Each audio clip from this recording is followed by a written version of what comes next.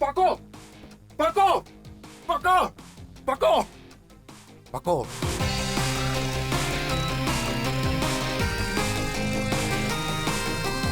Backlog, Teammate Hat. Hey everybody, welcome back. This is PatNat, and I am joined by Weirdo Maxim.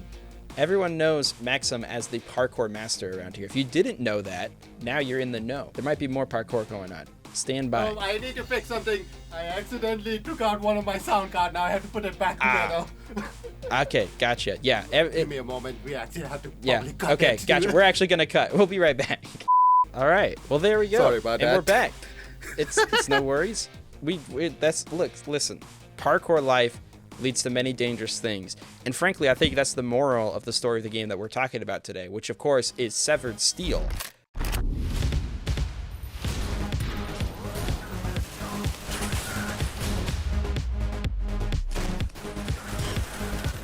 And Severed Steel is a parkour game in a way. Is that what got you super parkour hyped, Maxim?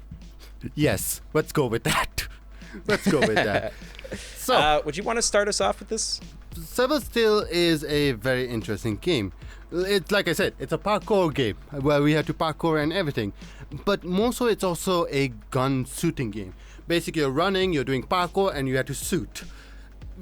And you can also slow time and everything. We'll talk more about that later. But essentially, all you need to know is you are basically at the lowest part of the facility, and now you're going basically doing parkour, destroying everything from within and going up as well. So essentially, it's a hit and run game. And what makes this game very interesting is you need to do parkour every time. You can't even stop once. You have to do parkour every time, because the more parkour you do, the enemy cannot hit you. We'll go more on that, but essentially just parkour to win. Yeah, that's really what it is. It's kind of interesting. When I was playing this game, I was trying to figure out why I was also getting some like SUPERHOT vibes from it. And I think what I came to realize that this almost feels like an inverted SUPERHOT, right? Because in SUPERHOT, you stand still the entire time and only occasionally move time. While with Severed Steel, you're always moving while only occasionally stopping time in order to get some more accurate shots or movements and whatnot. And yeah, like you said, you have to be moving the entire time because it has an interesting mechanic that I haven't seen before, which is basically if you are doing some form of aerial movement or trick or movement, whatever you want to call it, if you're doing at least one of those, you will not get hit with bullets, which is kind of interesting because your fingers have got to be constantly moving in order to not get shot. Because it's not necessarily, I don't want to say it's a super difficult game, but it's not a brain dead game. You have to be actively engaged the entire time in order to not get killed, basically. The most interesting thing about this game too is the environment that you move in. It's a facility, but it's a facility with holes and gaps and plenty of areas where you could just kill yourself. While on a normal terrain, the parkour would get you through any level breezily. In this, you have to actually think about what kind of parkour movements you're doing. There's also the other mechanics of slowing down time. When you have to fight a bunch of people that are shooting you, you have to mix your speed with slowing down time properly if you want to get the shots, because if you're going too quick, you're just not going to land the hits on them. And ultimately creates a pretty fun, completely engaging gameplay. It's also one of the games, I don't think there's anything immediately that stands out to me that I'm like, oh man, this really bothers me. Like, there's nothing that really bothers me about this game. I don't know if you have something else to say about that. There's a couple of complaints I do actually have with the game. The first big one is I'll be honest, I think this game really needs a mini-map. Because in my opinion, while we know that we're going over here and everything, and they do have a indication like, oh, over there you have to kill the Right. But the problem is, with a minimap, it would be much more easier for me, mainly because I'll be like, okay, there's 2 rooms. If I get out of this window, I'll probably go to the void and everything. So let's just do that and everything. I'm not saying that every map would be useful with minimaps. I'm just saying minimaps would be useful overall. Right. But the other problem I have is, and I can't believe I'm going to actually say this, the map layouts. The map layouts is, I get it, it's a factory, and so it had to be factory. But the more I look at the layouts, the more I'm like, I can't really do a lot of parkour. The only parkours I've been doing like most of the time in the map layouts is wall running. Well, I just run into wall because any other parkour Right. I do, they'll just hit me. They'll just hit me anything. So only wall Right. parkour is it. I wish you could also do like you can slide or there's a sliding oil or something, because it feels limited when you're parkouring as well. The parkour is cool, but only wall running is not. Interesting. Yeah, I guess come to think of it, while they do have a cool slide function, there was very few times where that actually became useful to me to like duck underneath objects. It usually just became easier to jump off walls or jump and dive. That was my big one because that's still technically a trick. And that could be an issue with the style where you have to be doing some trick, but it doesn't matter what trick. Maybe if there's more limitation about using the same trick over and over, or I don't know how exactly they would fix it. I'm curious how they would present a mini map though, with a map that's so stacked on top of itself, right? Unless they did like a 3D map style similar to the Metroid Prime games, but even then with Metroid Prime it's a much slower game, so you would pause, pull up the map, see exactly where you gotta go. I mean, when I say minimap, I'm not saying like we'll have whole thing shown as us once. Sure. If they really wanted to limit us, maybe they can just show like what is like the next room, what would the next room look like, or what is that. So suppose you're in one room and there's windows and doors everywhere. You basically see what's outside the window, what's outside the window, and everything, so that you have a good idea where you want to run towards and everything. Right. But the thing is, Maxim, is that you can also just blow up the sidewalls to get into other rooms early. You'd have to have a mini-map that shows the fact that there is another room there, because then you might be thinking, hey, wait, I want to blow up that wall. Which I want to say is actually a really cool mechanic that reminds me so much of Red Faction. I don't know, did you ever play the Red Faction games? No, I have not. Back on the PlayStation, maybe even PlayStation 1, they had a mechanic where you could just basically blow up through any wall. So you could create caverns to get into the next levels and stuff like that. And it wasn't extremely robust back then, but I was getting so much old school Red Faction vibes from just exploding my way through places, which is kind of interesting because the whole time, since it is a parkour game, you can also choose to slow it down in terms of travel and just explode your way through something. Because there are some times where your parkour does get limited, where like you can't quite just go straight up, right? Like maybe you can circle around the whole room a couple times by wall running and jumping up and get that endless momentum somehow, which doesn't make sense. But there's some times where it's like it's easier let's just blow a hole through this and get up that way.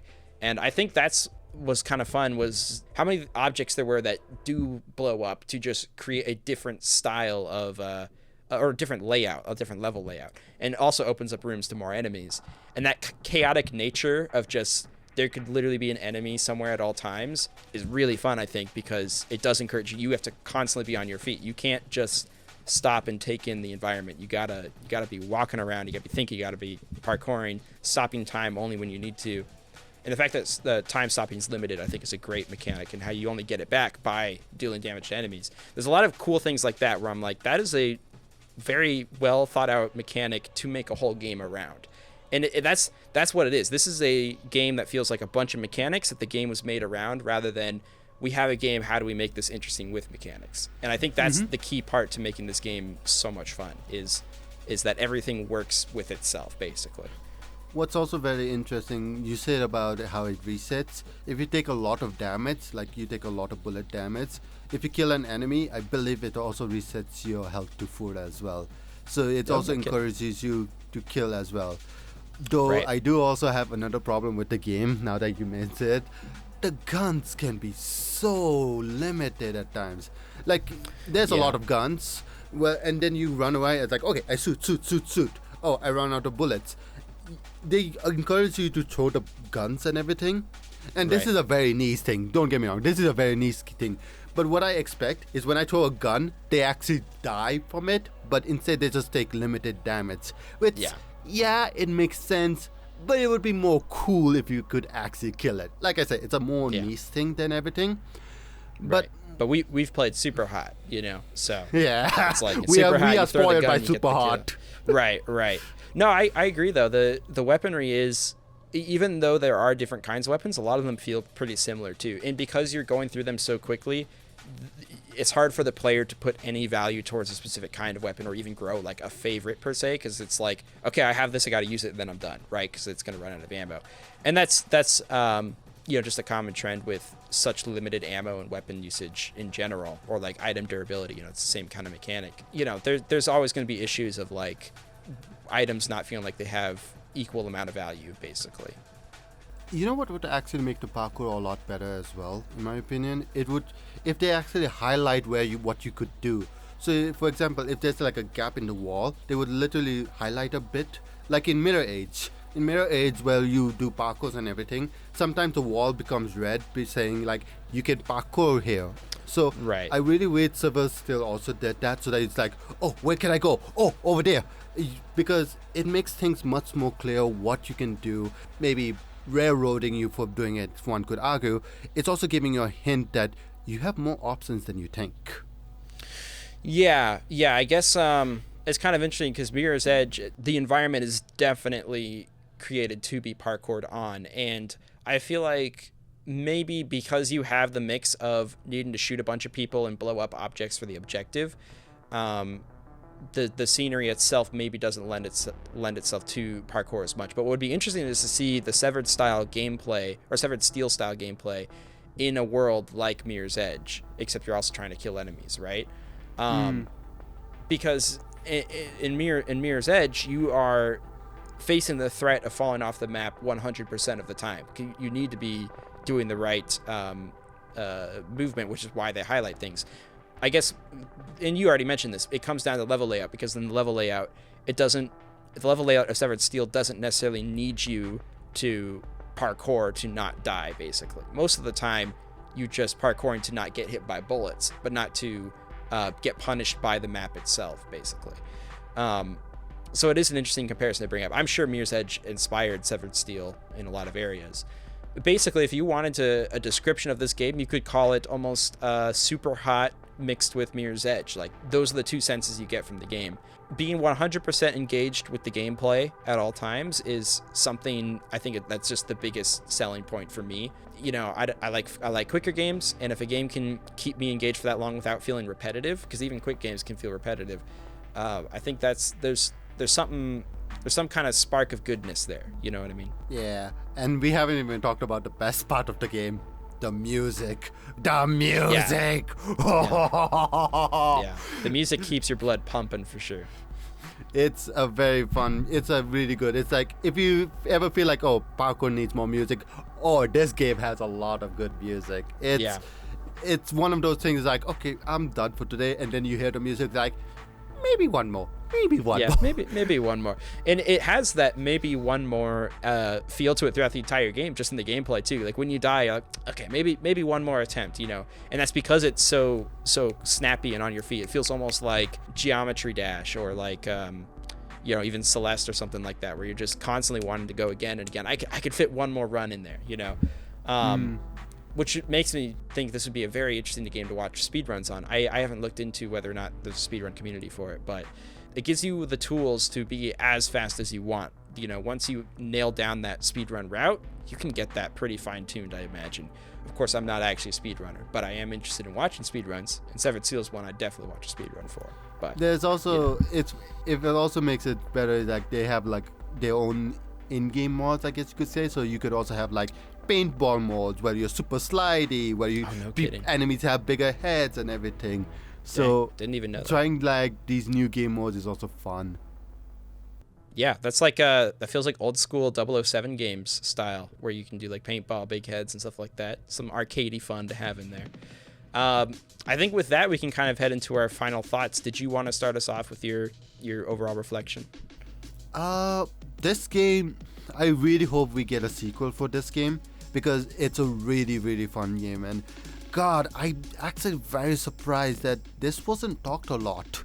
Like, parkour, bullets, slow motion, that's like SUPERHOT V2, and I haven't seen people talk about it at all.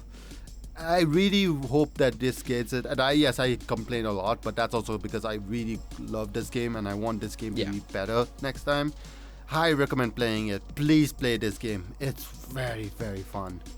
Yeah, do yourselves a favor. It's on the Epic Games Store. You know, it's easy to find. It's a good time. I think It's on Steam as well. Yeah, okay. It is on Steam as well. So there you go. Yeah, it's an experience that you're not going to find so easily with other games. And that's ultimately in a game or in a world where games are becoming so oversaturated to the point where you can't even remember whether or not a bit was from one game or another. You look out for those interesting things, the things that you're not going to have experience from any other games. And that's what you're going to get with Severed Steel and a lot of other indie games that we're going to be talking about. So yeah, I recommend playing Severed Steel for sure. It'll be a good time for several hours. I still haven't beaten it yet, and I don't feel like this will be the end of my playthrough. I'm definitely going to revisit it because it's just it's a good once in a while game, you know. It's a good quick snack game as well, yeah. Yeah, definitely. Quick snack, yeah. It's quick until you start saying one more run, of course. It's Minecraft all over again. It's Minecraft all over again. Yeah, there you go. Don't play Minecraft, just play Severed Steel. That's all it is, you know. That's not making it any better. Yeah, no, never mind. Scratch that. But what you shouldn't scratch is the subscribe button. In fact, you should just click it because we're going to be talking about more games, and there's going to be a new game coming out next week on our channel. That's it for the video, though. So thank you guys for watching. I have been PatNet. Thank you, Maxim, for joining me, of course. And thank you guys for watching, and we'll see you in the next one. So long. Subscribe, otherwise I'll parkour in your room. Bye!